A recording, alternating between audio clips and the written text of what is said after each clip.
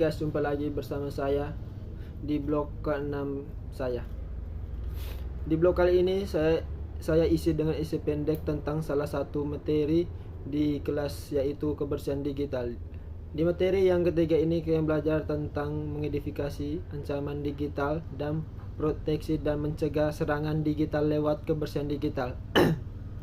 Dari beberapa materi yang diberikan, saya mau membawakan satu sumber materi, yaitu mengidentifikasi ancaman digital. Ketika berada pada dunia cyber, Anda tidak akan terbatas dari ancaman peretas dan kejahatan cyber. Jika Anda berpikir Anda bukan siapa-siapa, maka itu sama sekali salah. Jika Anda berpikir penjahat itu cuma satu orang iseng dengan kemampuan teknis peretas di depan komputer, maka Anda juga salah. Karena saat ini kejahatan cyber sudah menjadi bisnis serius yang terkoordinasi dengan baik. Motif serangan digital bisa sangat beragam, tetapi pada dasarnya bisa dibagi tiga, yaitu pribadi, ekonomi, dan politik. Motif serangan pribadi biasanya dilakukan dengan tujuan personal, misalnya balas dendam pribadi atau alasan hubungan tidak sehat, toxic relationship. Perilakunya adalah orang-orang dekat atau yang kenal secara pribadi dengan korban. Ancaman serangan digital yang perlu dikenali adalah web-based threat phishing, spear phishing. Satu itu.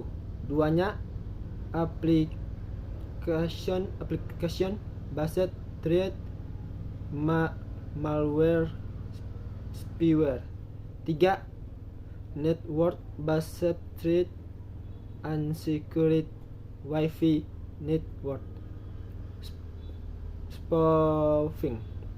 1.1 Phishing. Phishing adalah serangan cyber yang merupakan mengelabui orang agar memberikan informasi seperti sandi atau nomor rekening bank, kartu kredit, atau email yang dibuat sedemikian rupa supaya seolah terlihat berasal dari sumber yang terpercaya.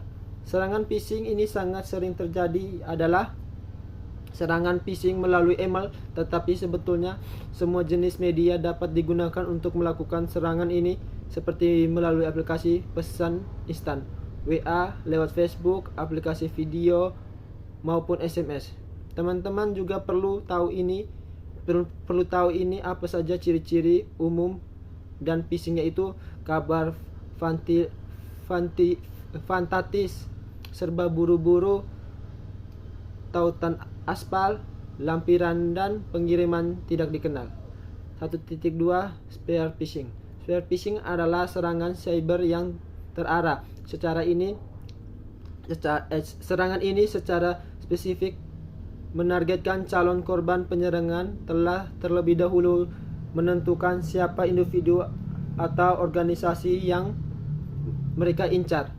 Mereka melakukan riset pada target untuk merancang serangan yang lebih personal dan bisa meningkatkan kemungkinan target calon korban jauh ke dalam perangkap mereka.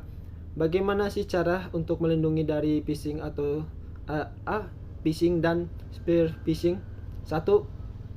Selalu waspada sebelum klik tautan. 2. Verifikasi pengiriman atau legitimasi dari situs web. 3. Menggunakan autentikasi 2 langkah. 4. Selalu memperbarui antivirus di gawai. 5. Jangan memberi informasi pribadi. 1.3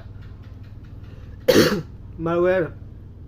Malware adalah kependekan dari malicious software, peranti lunak berbahaya. Istilah malware digunakan untuk menggambarkan suatu program atau script yang dicurigai bisa mengeksploitasi komputer atau informasi penting dalamnya, termasuk juga untuk menggambarkan program atau script yang bersifat berbahaya, merusak, mengganggu, mengusik, dan mencurigakan. Cara melindungi diri dari malware adalah memasang perangkat lunak anti-malware dan antivirus. Jika sistem sudah terinfeksi, maka sistem restore dan formatting bisa digunakan untuk memperbaiki komputer. 1.4 Spyware.